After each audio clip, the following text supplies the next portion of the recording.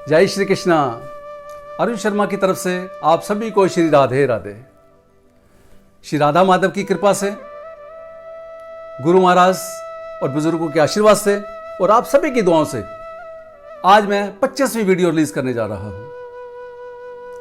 आपने मेरी पिछली वीडियो देखी होगी। उस वीडियो में मैंने जिक्र किया था कि मैं श्री बांके बिहारी जी का प्रकट्य, श्री नाथ जी का प्रकट्य और श्री राधा रानी जी के प्रकट्य पर वीडियोस बनाने जा रहा हूं। उस कड़ी की आज पहली वीडियो श्री बांके बिहारी जी का प्रकट्य ये रिलीज करने जा रहा हूं। श्री बांके बिहारी जी का मंदिर मथुरा से लगभग 10 किलोमीटर दूर वृंदावन धाम में है। यह एक विश्व प्रसिद्ध मंदिर है और यहां पर देश विदेश से हजारों श्रद्धालु प्रतिदिन श्री बांके बिहारी जी के दर्शन करने के लिए आते हैं और आशीर्वाद प्राप्त करते हैं। भक्तों, सबसे पहले तो श्री बांके बिहारी जी का मैं मतलब बताना चाहता हूं आपको। बांके का मतलब होता है टेढ़ा। जो श्री बांके बिहारी जी का विग्रह है वो 3 जगह से टेढ़ा है, गर्दन के पास से, कमर से और टांग से, इसलिए उनको बांके कहा जाता है। और बिहारी का मतलब होता है विहार करने वाले, यानी कि सुप्रीम एंजॉयर, इसलिए उनको बांके बिहारी कहा जाता है।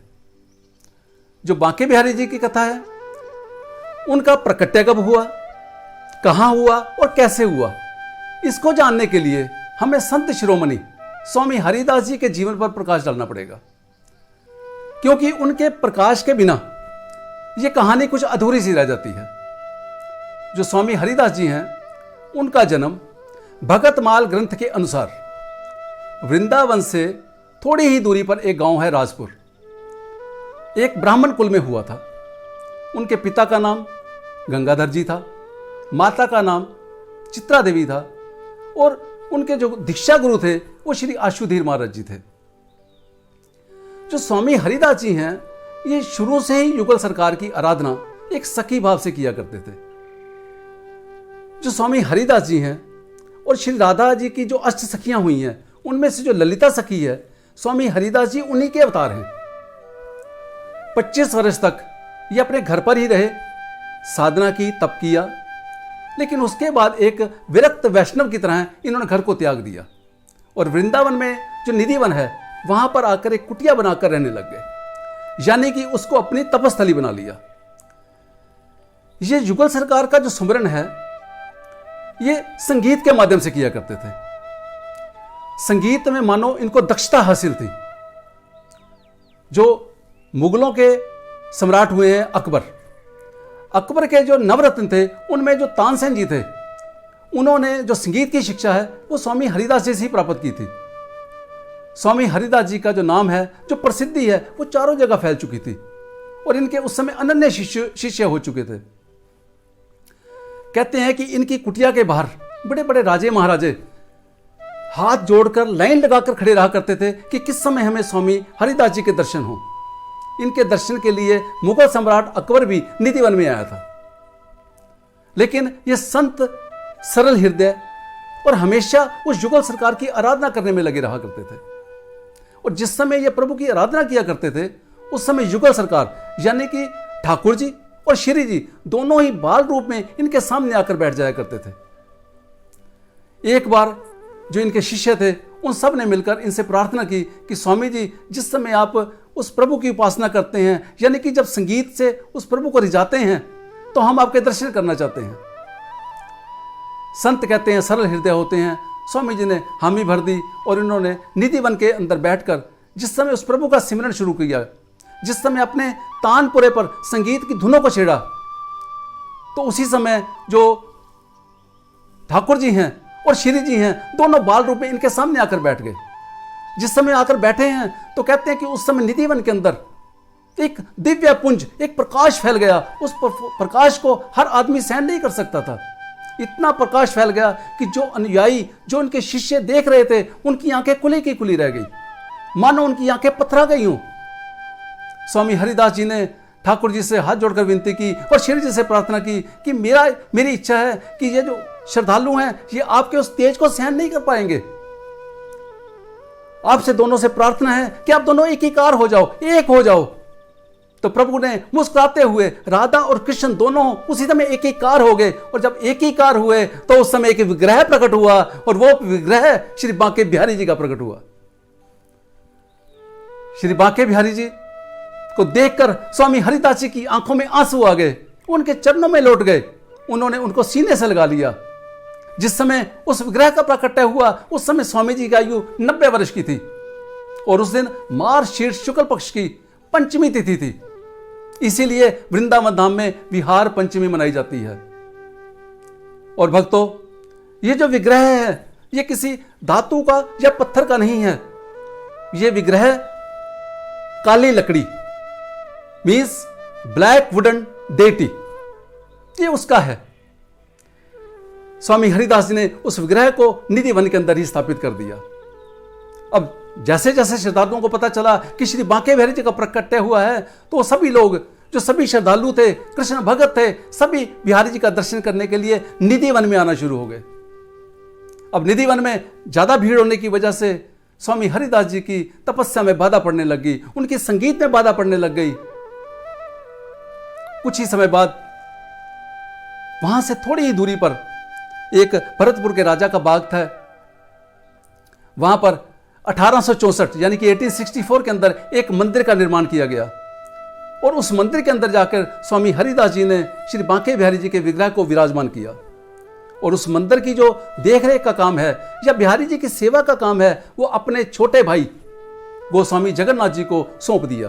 और आज भी गोस्वामी जगन्नाथ जी के जो वंशज हैं वही श्री बांके बिहारी जी की सेवा करते हैं, उस मंदिर का रख रखाव करते हैं। एक दिन स्वामी हरिदास जी निधि वन में सोए हुए थे। अचानक उनको लगा कि उनके पास कोई लेटा हुआ और दौड़ के चला गया है।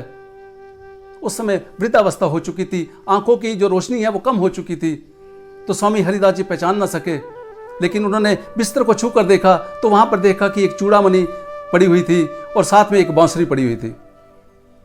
अगले दिन सुबह जो बिहारी जी के मंदिर के गोसाई जी हैं वो स्वामी जी के पास आए। उन्होंने कहा कि रात से जो बांके बिहारी जी हैं उनकी बांसुरी और चूड़ा पता नहीं कहाँ गायब हो गया है, समझ नहीं आ रहा। तो स्वामी हरिदास जी ने अपने पास से वो जो चूड़ा मणि थी और जो बांसुरी थी वो गोसाई जी को दी। तो गोसाई जी देख के हैरान रह गए कि ये आपको कहाँ से मिली। उन्होंने सारा वृतांत सुनाया। उसके बाद जो स्वामी हरिदास जी हैं वो 95 वर्ष की उम्र में यानी कि 95 ईयर्स की एज में उन्होंने समाधिस्थ हो गए, और आज भी उनकी समाधि निधि वन के अंदर है। और जो भी निधि वन के अंदर श्रद्धालु जाता है वो स्वामी हरिदास जी की समाधि पर जरूर अपने पुष्प अर्पण करता है। और मैं भी ऐसे संत शिरोमणि स्वामी हरिदास जी को शत बार नमन करता हूँ। भक्तों, अब मैं बांके बिहारी जी के मंदिर से जुड़े हुए कुछ तथ्यों को आपसे शेयर करने जा रहा हूँ। पहला, श्री बांके बिहारी जी के मंदिर के अंदर मंगला आरती सिर्फ साल में एक बार होती है, वो भी श्री कृष्ण जन्माष्टमी वाले दिन। उसके अलावा श्री बांके बिहारी जी के मंदिर के अंदर मंगला आरती नहीं होती। उसका कारण यह है कि कई तथ्यों से, कई प्रमाणों से सिद्ध हो चुका है कि श्री बांके बिहारी जी रात को लगभग 11 से 12 के बीच में निधि वन के अंदर श्री राधा संग गोपियों संग रास करने के लिए जाते हैं, और सुबह 3 से 4 बजे के मध्य वो वापस मंदिर में आते हैं। उनकी निद्रा में कोई बाधा ना पड़े इसलिए उनको आराम से उठाया जाता है, इसलिए मंगला आरती नहीं होती। दूसरा, मेरी आप सबसे हाथ जोड़कर विनती है कि जब भी कभी श्री बांके बिहारी जी के मंदिर जाएं तो प्लीज प्लीज अपने नेत्रों को खोल कर जाएं, नेत्रों को बंद करके मत जाएं। क्योंकि अक्सर मैंने श्रद्धालुओं को देखा है कि जिस समय किसी भी मंदिर में जाते हैं और प्रभु के विग्रह को देखते हैं और उसके बाद आंखें बंद कर लेते हैं, लेकिन श्री बांके बिहारी जी के मंदिर जाकर कभी कोई ऐसी भूल मत करना कि आंखें बंद करना।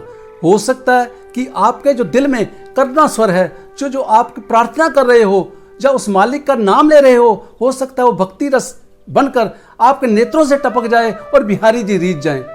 ऐसा अक्सर बिहारी जी के साथ, बिहारी जी ने कईयों के साथ ऐसा किया है।